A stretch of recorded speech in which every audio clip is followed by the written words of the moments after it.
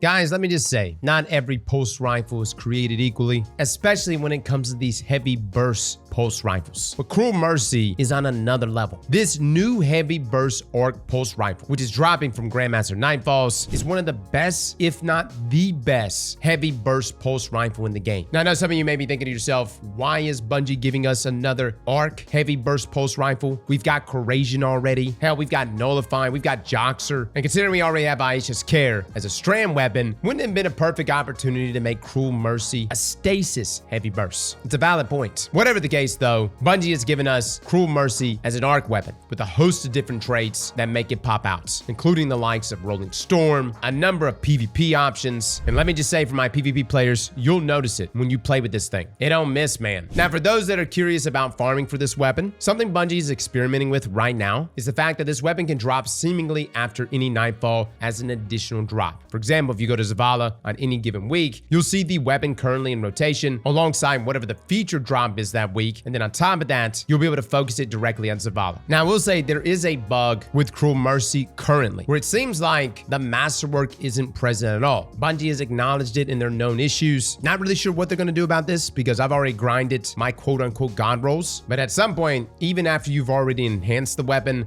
they're going to have to go back through and give us those stat bumps. But firstly, I want us to take a look at the stats on Cruel Mercy, especially compared to our other heavy burst pulse rifles, most notably in the same slots. Now, it comes in second in both range and stability, just being beaten out by Nullify from Salvation's Edge. The rest of its stats are pretty much middle of the pack, with nothing being the worst in any given category. Now, in terms of perks, in that third column, we have Dragonfly, Demolitionist, Eddy Current, 4 times the Charm, Keep Away, and Lone Wolf. In our fourth column, we have Rolling Storm, Adrenaline Junkie, Headseeker, Frenzy, Kill Clip, and Desperado. Now, I think the combination that jumps out to us immediately is that Rolling Storm Dragonfly combo. Dragonfly reads that precision kills create an elemental damage explosion. That explosion deals damage in a 4.5 meter radius, with damage matching the weapon's elemental type, so in this case, arc. Now, the enhanced version of Dragonfly simply just gives you more reload speed by +5. Now, other perks in that third column, you've got Demolitionist, you've got Eddy Current, which synergizes beautifully with arc. You've got 4 times the Charm, which refunds ammo, but you have to land precision hits. I would say Eddy Current is great for its benefits and reload, especially when you get amplified, and I would probably choose that even over 4 times the Charm, unless you just have incredible aim. And if that's the case, good. If you got like a magazine size of 22, you can actually get 40 shots off before needing to reload, if you land all crits. So again, one perk for damage, that being Dragonfly in that third column, another perk for neutral game, that being Demolitionist, giving you 10% of your grenade ability energy back, or 11% at enhance, and then either Eddy Current or 4 times the Charm, just to feed back into the weapon itself. Now, as far as Keep Away and Lone Wolf, that's PvP, guys. We'll talk about that in just a moment. Moving on to our fourth column, though. The perk that really stands out here is Rolling Storm. Final Blows grant Bolt Charge, while Amplified, Final Blows grant additional Bolt Charge. If there was like one standout sandbox change that hit us in Heresy harder than anything else, I would argue and say Bolt Charge was that thing. It's so good, guys. The amount of damage it puts out, I love it. And Rolling Storm allows us to accumulate those stacks of Bolt Charge. You see, it grants 1 stack of Bolt Charge per kill, but then when you're amplified, this will grant you 2 stacks per kill. But then it goes further, because the enhanced version of Rolling Storm makes it so that your kills, while you have no Bolt Charge, will grant an additional stack. So you can actually start off with 3 stacks for your first kill. But wait, there's more. If you're amplified and you have the enhanced version of Rolling Storm, then the first kill will actually give you 4 stacks. TLDR, guys, getting to 10 Bolt Charge stacks is much easier with the enhanced version of Rolling Storm and a means to become amplified. Also, remember that so long as you have at least 1 stack of Bolt Charge, just dealing damage with any of your weapons will grant you stacks. As you can see right here, when we get to 5 stacks, then we swap to Tenacious. As we kill more enemies, we continue to gain stacks of Bolt Charge. Then again, when dealing damage to Carl, the same remains true. Rolling Storm is a top pick, and even though a lot of people think Bolt Charge is only something you can either discharge from behind a Titan barricade with Storm's Keep or discharge it with one of your melees, that's just not true. Many of our subclass verbs will actually activate activate the discharge for bolt charge. Meaning, for instance, if you have unraveling rounds on the target and you reach max stacks, this will discharge bolt charge even directly from the weapon itself. Now, I know we have other perks in this final column that may intrigue you inside of PvE. You've got Desperado, you've got Kill Clip, you've got Frenzy, you've got Adrenaline Junkie. I wouldn't look at Headseeker, that's for PvP. But again here, guys, Rolling Storm is the thing that makes this one stand out. Now, in terms of origin traits, Cruel Mercy has 3 here that you could choose from. You got Stunning Recovery, Vanguard's Vindication,